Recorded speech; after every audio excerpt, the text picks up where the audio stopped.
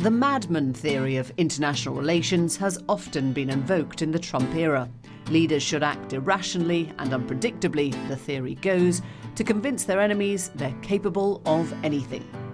But John Bolton's appointment as National Security Advisor left experts wondering who exactly is the madman here. Bolton had risen to prominence in the Bush administration as the hawk's hawk. Because I know he did a fabulous job for the country. Advocating war in Iraq, Iran and beyond. Out of office, he could be found sounding off on Fox News, calling for chillier relations with Russia, China and North Korea. Deliver thermonuclear warheads on target in the United States. They're very close. So his appointment as National Security Advisor last year came as something of a surprise. President Trump's attitude to Russia was, to say the least, less than hostile. And he'd made a rapprochement with North Korea his flagship foreign policy. Bolton's appointment was really seen and was an effort by Trump to try to get more control over his foreign policy. Remember that he had forced out Rex Tillerson, H.R. McMaster, Gary Cohn, and others who sort of formed the so-called axis of adults who constrained him. And by bringing in Bolton, I think he was bringing in someone who he saw as on his side, who would be his advocate and would basically carry out his commands. But if they disagreed on Russia and North Korea, they saw eye to eye on Iran. Soon after Bolton joined the administration, the Iran deal, drawn up by Barack Obama to contain Iran's nuclear ambitions, was officially pronounced dead. We want to put unprecedented pressure on the government of Iran to change its behavior, and so far they've shown no indication they're prepared to do that. But as stories began to spread round Washington that Mr. Bolton was feuding with the Secretary of State Mike Pompeo and was unhappy with many of the president's policies, it became clear that the tensions between the two men that had always existed remained unresolved. The story of the last 6 months is that Trump has really tried to pivot from being a militarist in his own mind to being seen as a deal maker in the run-up to the election, and he wants to, meet with Rouhani for a big sort of US-Iran summit. We know he tried to strike a deal this week with the Taliban, and he of course wants to continue his diplomacy with North Korea. And I think on all of those and on other issues, he saw Bolton as an obstacle rather than as a facilitator. The secret Camp David peace deal with the Taliban, cancelled at the 11th hour, was the final straw. The two men bickered over who dumped who, but there was no doubt that Bolton was out and Trump was looking for a new NSA, his fourth in 3 years. So with a turnover that quick, that brutal, is the only national security advisor Donald Trump really trusts one Donald Trump.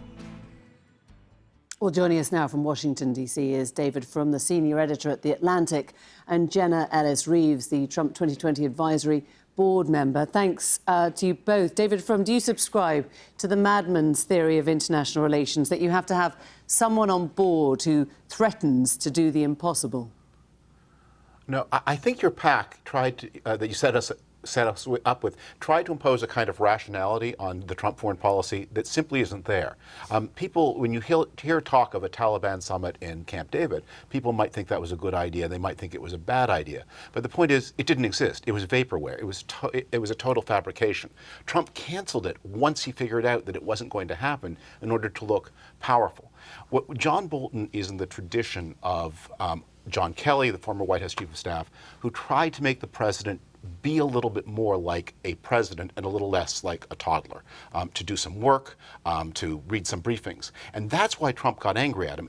It's not a dispute over content, because Trump has no consistent foreign policy content. What he above all resents is any check on his appetites, and Bolton, like Kelly before him, had tried to impose some of those. Jenna, over to you. Your president is just a fantasist. Well, I would completely disagree with David's characterization and, the madman theory. For a president all the way down to the local level of mayor or governor, the elected official deserves to have people surrounding him that will implement his ideas and his policies. And this is not unprecedented whatsoever for a president to ask for the resignation of a high top-level advisor, because we have to remember this is just an advisory capacity, and this is not something unprecedented. I mean, Nixon fired his entire cabinet during his administration. This is not even something to that level. And so to make this out to be some sort of palace intrigue, I think is fully overblowing it. Certainly there was no secret in the media that Trump was dissatisfied with Bolton, but that's his prerogative as president. And to paint this as somehow, he doesn't have a strategy, I think is simply untrue and is simply trying to paint the narrative of President Trump that is just inconsistent with the media's caricatures of other prior administrations. When you're evoking Nixon, you might not be on the safest ground. He does seem to have a problem hanging on to his stuff. It's not just that. I mean, again, you Well, really have to take this you have to take this out of the realm of politics and into the realm of abnormal psychology. When President Trump met with Vladimir Putin, he would do so without a national security advisor there. That is unprecedented. Those secret meetings with no records and no note takers. The whole point of the Trump foreign policy is it is fitful and impulsive. And this Taliban so-called meeting is an example of this. What happened was we've been running a process with the Taliban under the special envoy, Khalilzad, who was a former ambassador to Afghanistan. About September 1, there seemed to be an interim agreement. At that point, President Trump became envious that Khalilzad would get the credit for it. And so he stepped in as president to try to deliver a magical moment at Camp David, only to discover none of these things were ready. It was totally premature. He looked foolish. The Taliban refused to come. And at that point, he tweeted that that he was going to blow up the whole process. John Bolton was objecting to that, not for ideological reasons, but just because John Bolton, whatever you think of his views, was a normal figure good at his job, and President Trump is not a normal figure and not good at his job. Jenna, doesn't that embarrass you as an American?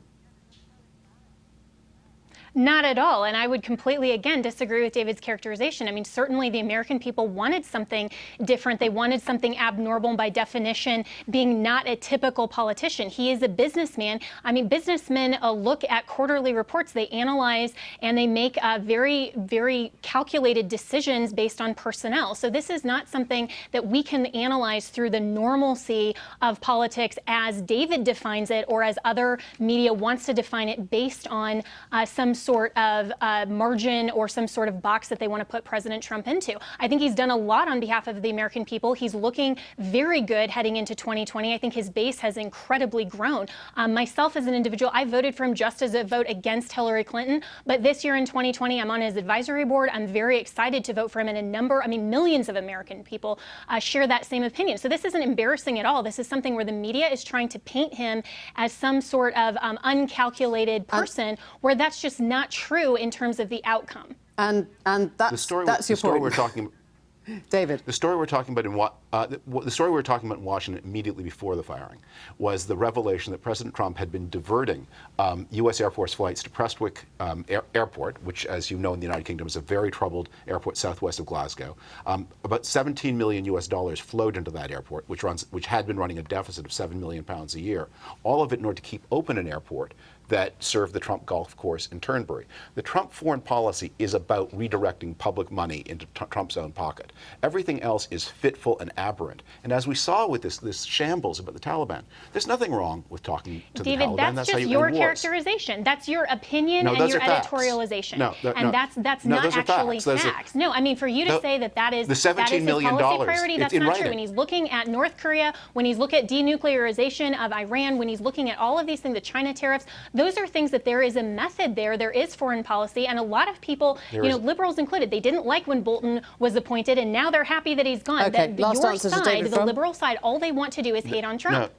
No, the facts don't go away. The $17 million of U.S. Air Force money flowing to a troubled airport in order to keep it open. Those are facts. That's in paper. I mean, it was secret for a long time, but it doesn't become untrue because it was secret.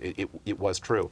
And the fact that there was no meeting with the Taliban ever scheduled, that was just a Trump fantasy, that's a fact. We know that, again, that this has all been extensively reported. It was the Taliban who said, we won't come to the United States until there's an agreement. And when you have to listen for sensible positions like that from the Taliban terrorists. Both, we've run out of time, no, but it's the thank truth. you both. Thank The you truth both is the very problem. much. I'm sorry it's hard down those two satellite lines, but thank you very much for sitting with it.